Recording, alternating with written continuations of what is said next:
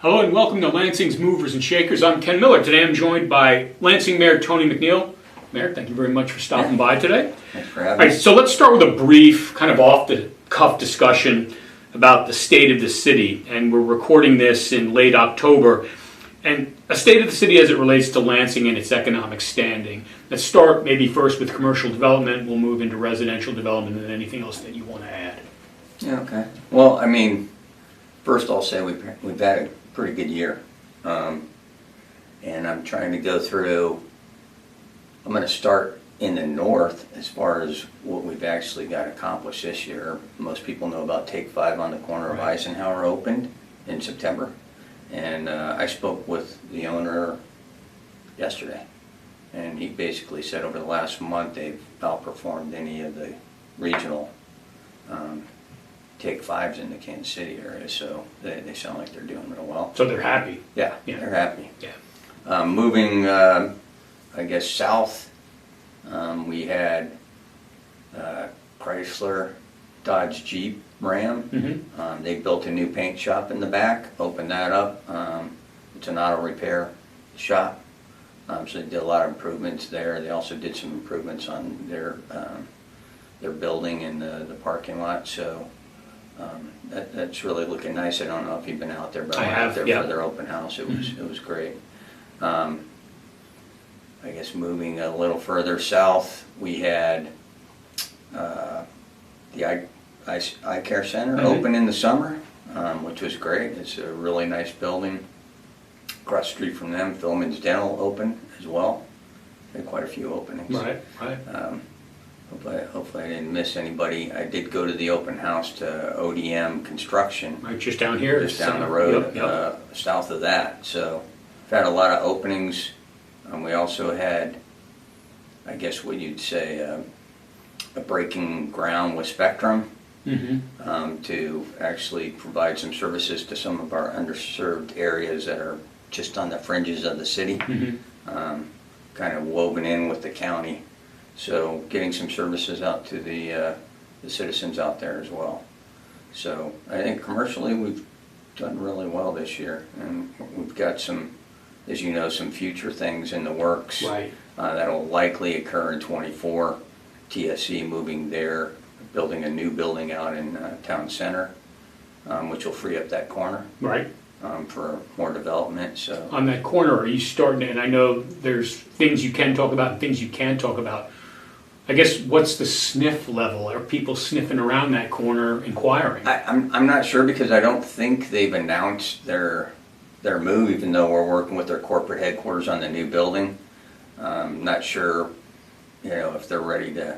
Oh, so it might not be technically on the market yet. Right. Okay, gotcha. Yeah, I don't think it'll go on the market until they're sure that the building's going in there. But it's a long way into the planning process, so we're very confident they're moving there. And then, as you know, later in '27 in that same area in Town Center, Kansas City Community College will be building there. So I think that'll start sparking more development in Town Center. So I think on the commercial side, the city's doing really well right now.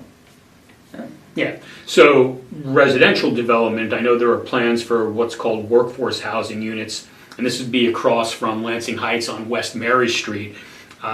We've also seen construction of duplexes and multiplexes along Fairlane over there by IHOP. Talk about the importance of growing Lansing, and not only with single-family home construction, but also with more affordable housing. Right. So, as you know, we did a recent housing study that was briefed to the council, I think, last month in September. And it did give us a really good idea of where our gaps are, which is what we wanted to do. And I don't think it wasn't hard to determine we had a gap in some of the low to middle income, basically workforce kind of housing availability. So really happy to see what they're calling Covington Woods 2 going in across from the high school in Town Center on the back end there on West Mary. And also the townhomes, I'm calling them, on Fairlane.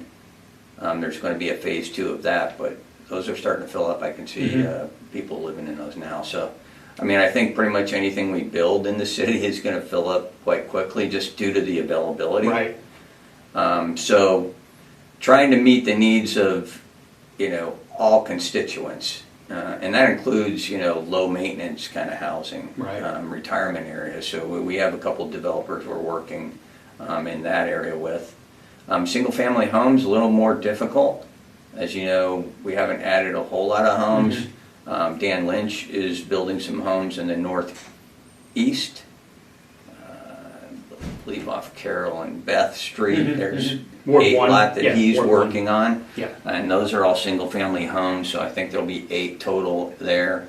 I think everybody has seen the one on West Mary that went in there, single family home. Very large. Yeah. But as far as developments, we of course have some developments that are in the planning stage, but costs for materials, interest rates right Yeah. now. Mortgage rates. Yeah. I mean, it's just, there's a lot of things working against the developer.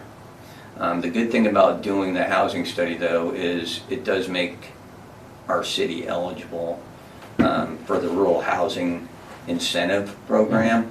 So what you do is build a district, kind of like a tax incentive district that you would for commercial, only it's for a housing development.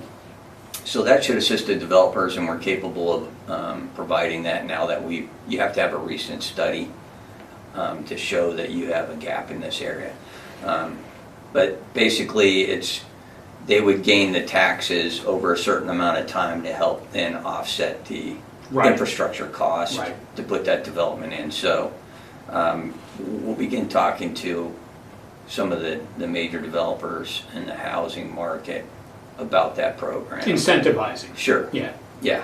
I mean, we've always tried to incentivize them. Right. There's some other options out there, but I think this one will really help spark some of that development in the single family home area. Okay.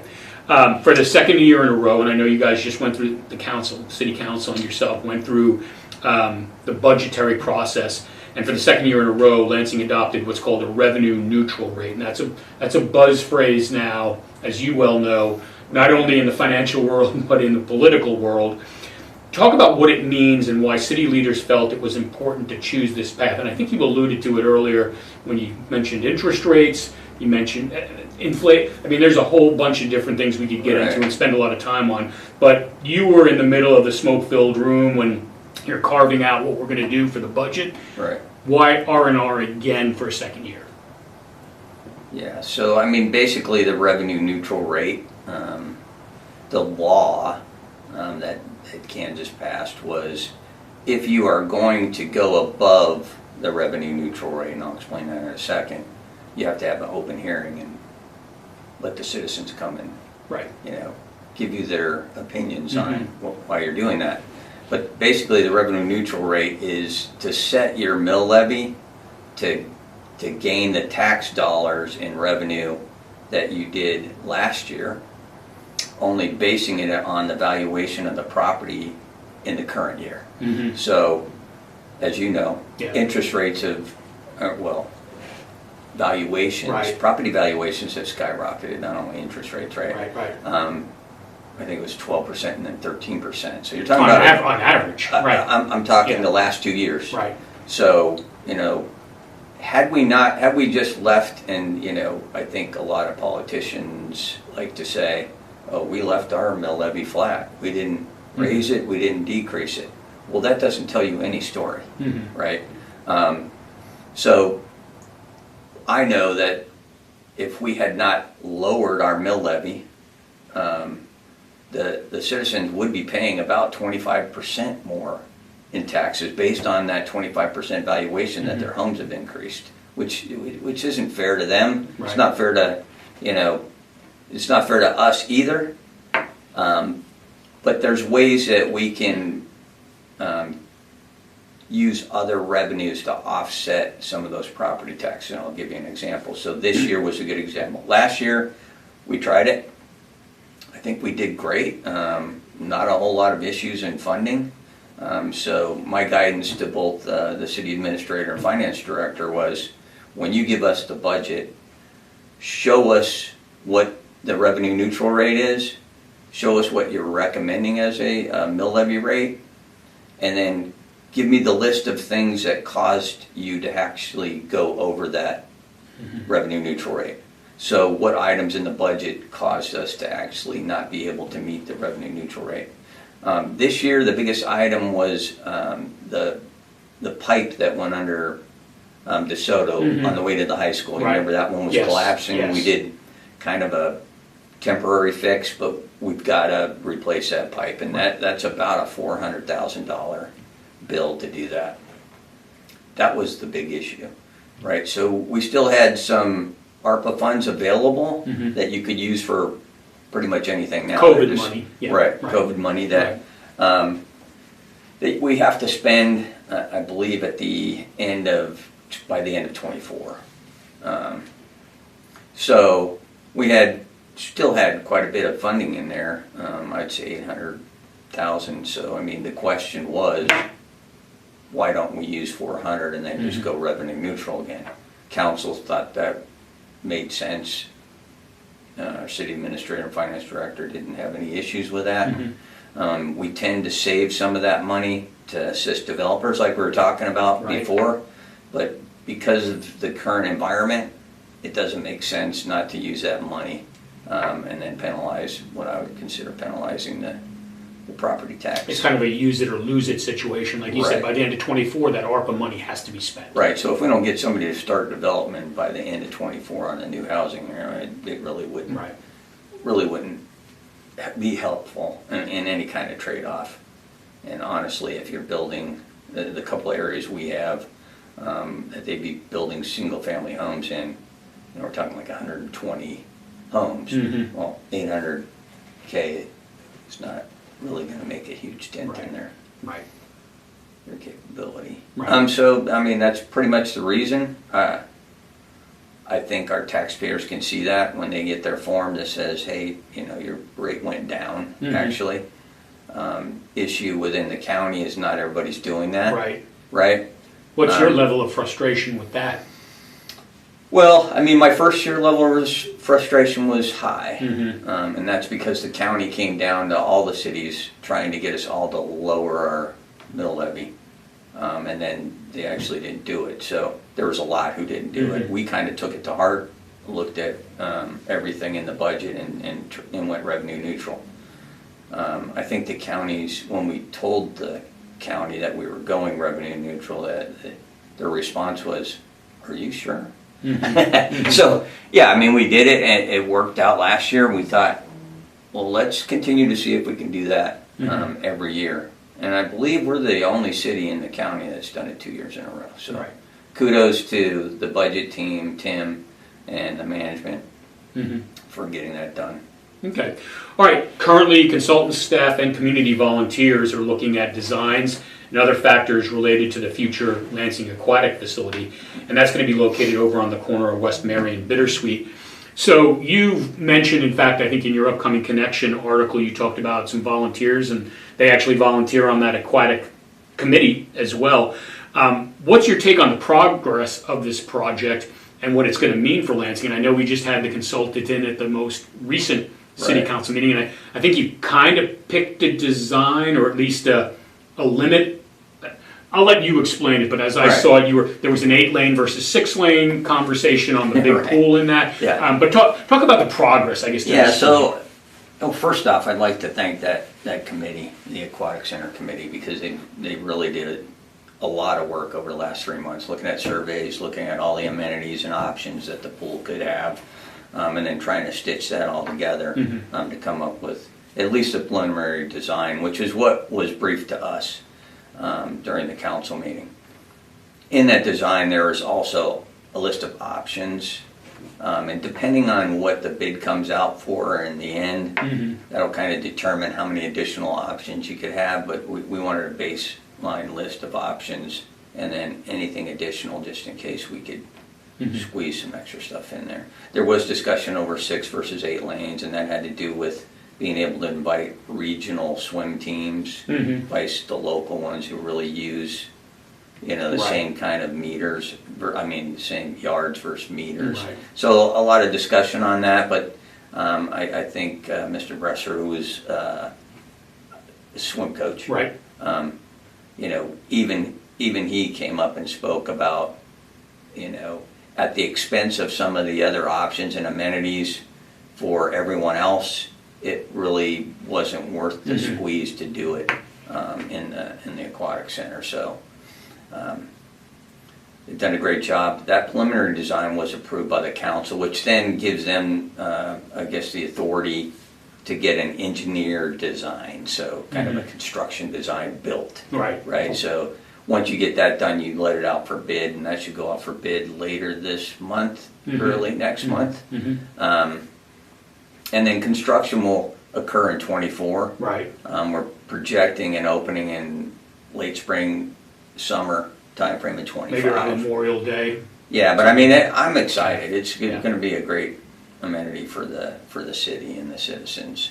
They'll have a lot of different programs that kind of for the whole spectrum. So Okay. yeah, Good. All right. Lastly, I know you stated your admiration. You kind of did it again for the volunteer community.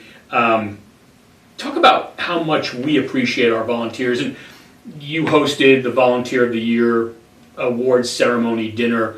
I guess that was earlier in October. And you've done that several years running now. You've kind of got a firsthand view, talking to these folks, how much they put into it. And, you know, I'll be the first one to tell you, and I think you would agree, and we're not a huge city staff here. Right. And all that the volunteers do really helps us multiply what we can do for our residents. Right.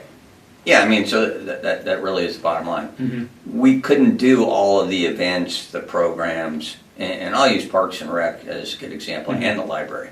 So they both have really great programming, but a lot of that programming depends on coaches. Right. Yeah. Friends of the library who volunteer there. So a lot of volunteers helping to do those programs. Now we would either have to cut those programs, right, if we didn't have the volunteers, or we'd have to actually hire people to implement those, which would be at a cost to the city citizens, right? Right.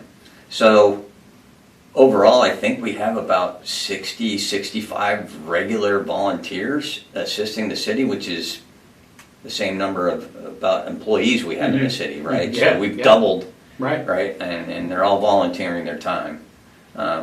So I think the dinner and choosing a volunteer of the year is a great event because these folks really need to be recognized. I think we also need to do something on the Parks and Rec side for the coaches, maybe a barbecue at the end of the year, kind of thanking them for all of their time and effort that they put in.